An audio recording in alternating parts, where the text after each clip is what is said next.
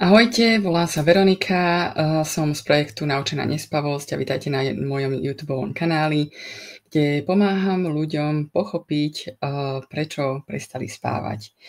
V dnešnom videu by som sa chcela venovať takej veľmi zjednodušenej forme vysvetlenia toho, ako funguje spánok.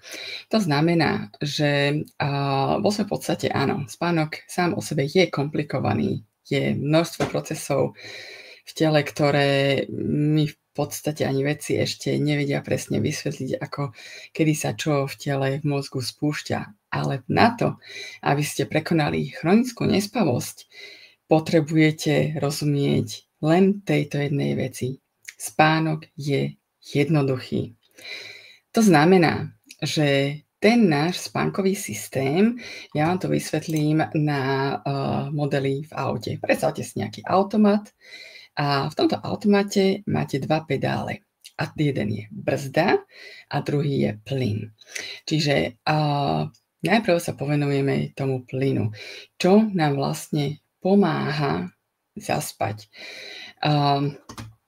Je len jedna jediná vec na svete, vo celom vesmíre, ktorá nám zaručí to, aby sme zaspali. Viete, čo to je? Myslíte si, že sú to dokonalé podmienky v spálni, alebo je to nejaký melatonín, alebo je to nejaký súbor všetkých možných spánkových snách? Nie. Je to len jedna jediná vec. A to je bdelosť. Bdelosť nám vytvára spánkový tlak. A to je ten plyn v tom spánkovom systéme. Spánkový tlak sa buduje od momentu, kedy ráno staneme, zobudíme sa, až do večera, kedy ide spať a spánkovom sa spotrebováva. Čiže to je ten spánkový tlak. Ale máme tu ešte druhú vec. A to je tá brzda v tom spánkovom systéme. Predstavte si, že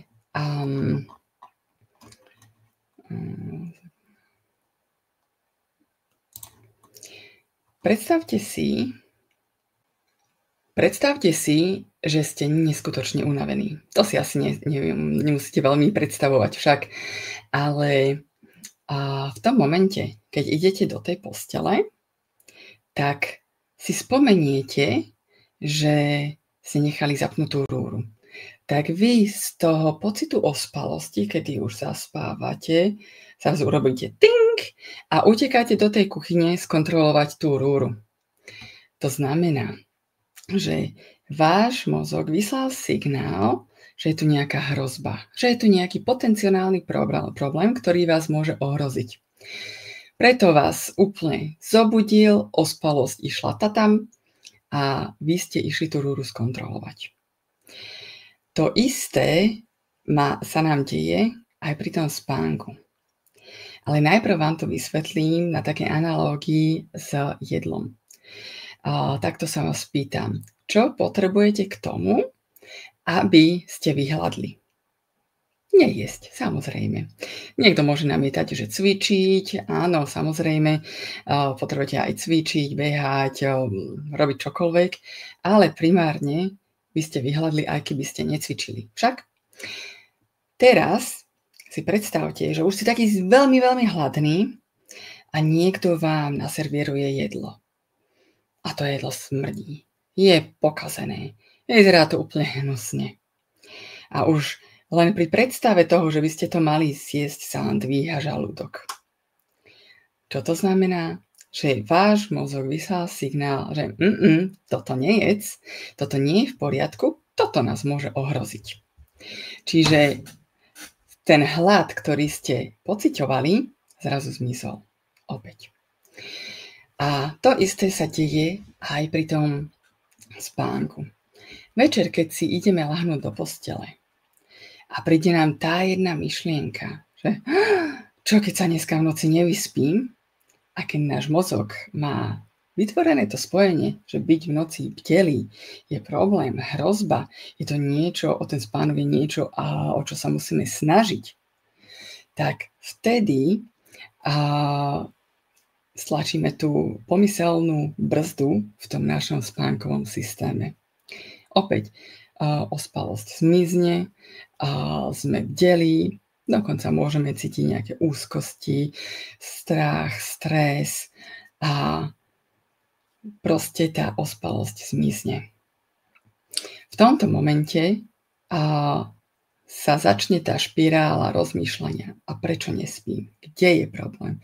Čo je so mnou zle? Táto brzda v tom spánkovom systéme sa inak nazýva aj hyperarúzal, alebo niečo ako nadmerné nabudenie.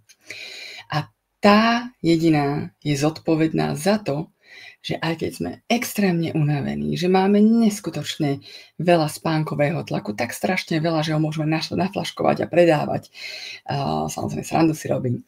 Ale je to nepopierateľný fakt, že proste nám to nedáva spať. Toto v podstate, čo som popísala, voláme aj Houdini efekt. Keď sme veľmi ospalí a v momente, keď ideme spať, spánok zmizne. Ako ten slávny kúzelník, ktorý nechal sám seba samého zmiznúť. Čiže teraz máme v podstate 4 možné scenáre, ako toto použiť nejak tak na to pochopenie tej nespavosti. Takže prvý scenár je, že nemáme žiadny plyn ani brzdu. To znamená, že žiaden spánkový tlak ani hyperarúzal. To znamená, že sme bdelí, oddychujeme, že sa cítime fajn, že proste sme v pohode. Áno? A potom máme druhý scenár a to, že máme aj plyn, aj brzdu. To znamená, aj sme veľmi unavení, aj máme ten hyperarúzal. To znamená, že môžeme trochu spať, náš spánok vyzerá, že zaspávame, potom sa znovu zobudíme, zaspávame, znovu sa zobudíme, že nevieme, či spíme alebo nespíme, môžeme mať živé sny, čas sa nám môže stať, že veľmi rýchlo uteká v noci. Takže v podstate tá jedna forma chronickej nespavosti. A ďalšie tá situácia je, že môžeme mať žiadny plyn, teda žiaden spánkový tlak, ale máme ten hyperarúzal. To je, keď sme bdelí, ustráchaní, máme tu nespavosť a nespíme, pretože tam nemáme žiaden plyn, žiaden tlak, ale máme aj brzdu. A ideálna tá situácia je, keď máme plyn, spánkový tlak a nemáme žiadnu brzdu, žiaden hyperarúzal, sme úplne v kľude, v pohode, sme pokojní a vtedy v podstate máme ten pokojný spánok.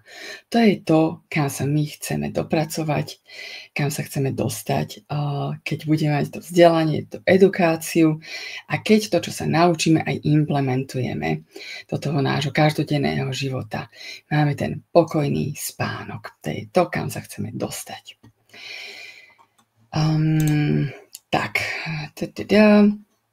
Takže teraz sú nejaké také bežné otázky, ktoré veľmi často následujú, keď si vysvetlíme vlastne tento plyn a brzdu, spánkový tlak, hyperarúzal, ako to funguje, ako funguje ten spánok. Čiže ako zvýšim množstvo spánkového tlaku? A ako som už povedala, jediný spôsob, ako si navýšiť ten spánkový tlak, je byť bdelý. Čím viacej sa však budeme nejak tak snažiť o to, aby sme silou, mocou navýšili ten spánkový tlak, že budeme behať, buď poďme na turistiku dlhú, vyčerpávajúcu, budeme proste robiť všetko preto, aby sa nám zvýšil ten spánkový tlak, paradoxne si tým práve zvyšujeme ten hyperarousal. Čiže nejaké také logické opatrenia, že má nejaké spánkové okno pravidelné, zo začiatku vstávať v ten jeden rovnaký čas. To je niečo, čo nám tak zabezpečí nejaký ten normálny spánkový tlak. Samozrejme, čo sa týka nejakých šlofíkov alebo to, že si človek trošku prispí cez deň alebo teda ráno, tak to je úplne v poriadku, pokiaľ sa vám nepodarí spať, ja neviem, 2-3 hodiny po obede, tak vtedy asi večer by ste mali trošku problém zaspať, ale aj to si treba nejak tak znormalizovať, že samozrejme, že nespím v noci, keď som spal 3 hodiny po obede, že? A druhá otázka, ktorá je veľmi bežná, ako znížim ten hyperarousal. Hyperarousal, alebo teda táto naučená nespavosť nie je problém spánkového tlaku. Toho máme dostatok, s tým nemusíme nič robiť. Naučená nespavosť je problém práve hyperarousalu. To je to, na čom musíme pracovať. To je to, o čom sa musíme učiť a to, čo vlastne nám pomôže, keď to správne nejak tak adresneme, správne to nejak tak pojmeme, tak vtedy budeme v tej ideálnej situácii, že máme spánkový tlak a žiadnu brzdu. A teda ako na to? Mnohí z vás by si možno mysleli, že dobre, som nervózny, tak musím spraviť všetko preto, aby som nebol nervózny, úzkostný, teraz idem robiť hlboké dýchanie, spravím si celý zoznam vecí, ktorý som si pripravil na to, aby som pokojne spal. Samozrejme, môže vám to v krátkodobom horizonte fungovať, ale v tom dlhodobom vám to fungovať nebude. A prečo? K tomu sa dostane možno v nejakom ďalšom videu. Ale teraz, čo potrebujeme vedieť, že to, ako znížiť hyperarousal, je učenie sa, ochota zažiť si diskomfort, akceptácia a to je presne to, čo vám pomôže. Učiť sa o tom, ako funguje spánok, ako pracovať na tom hyperarousale. Ochota prežiť si to, čo nám je tak extrémne nepríjemné, to, čo sa tak príšerne bojíme, čiže tú nočnú bdelosť.